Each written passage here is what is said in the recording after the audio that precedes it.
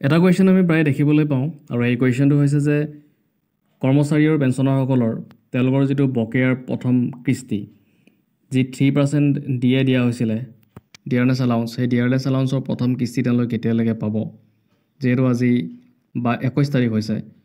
আৰু এটা কুৱেশ্যন আহে যে দৰমহা কেতিয়া হ'ব, ডিচেম্বৰ মাহৰ দৰমহা বা পেঞ্চন কেতিয়ালৈকে হ'ব।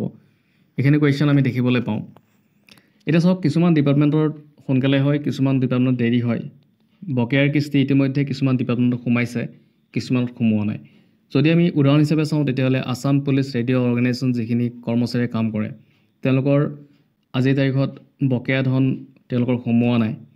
আকৌ যদি আমি চাওঁ আছাম এগ্ৰিকালচাৰ ইউনিভাৰ্চিটিজ, তেওঁলোকৰ বকেয়া ধন সোমাইছে। তো কথাবিলাক তেনেকুৱা। তথাপিতো আপোনালোকে যিহেতু আজি 21 তাৰিখ, তো এইকেইদিনৰ ভিতৰত আপোনালোকৰ পইচাখিনি সোমাব। তো 2-4 দিনৰ ভিতৰত আপোনালোকৰ পইচাখিনি সোমাব। আৰু যিহেতু জানুৱাৰী মাহত বিহু আছে আপোনালোকে জানে, গতিকে বিহুৰ আগতো আপোনালোকে যিটো বকেয়াৰ দ্বিতীয় কিস্তি পাবলৈ সক্ষম হ'ব। তো এনেকৈ আপোনালোকে পাব প্ৰথম দ্বিতীয় কিস্তি। আৰু দৰমহা, ডিচেম্বৰ মাহৰ দৰমহা কেতিয়া পাব বুলি ক'লে সাধাৰণতে আমি এটা কথা গম পাওঁ যে 1 পৰা 7 তাৰিখৰ ভিতৰত প্ৰায় ভাগৰে যি দৰমহা তেওঁলোকে পায়।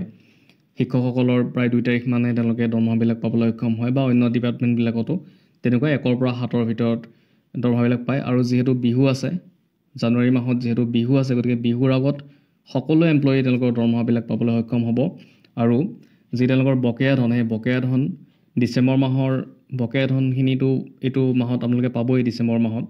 আৰু জানুৱাৰী মাহত আপোনালোকে বিহুৰ আগত আপোনালোকে যিটো দ্বিতীয় কিস্তি পাবলৈ সক্ষম হ'ব। ঠিক আছে, ভিডিঅ'ত এইখিনিয়ে আছিলে। যদি ভাল লাগিছে লাইক, শ্বেয়াৰ, ছাবস্ক্ৰাইব কৰি দিব।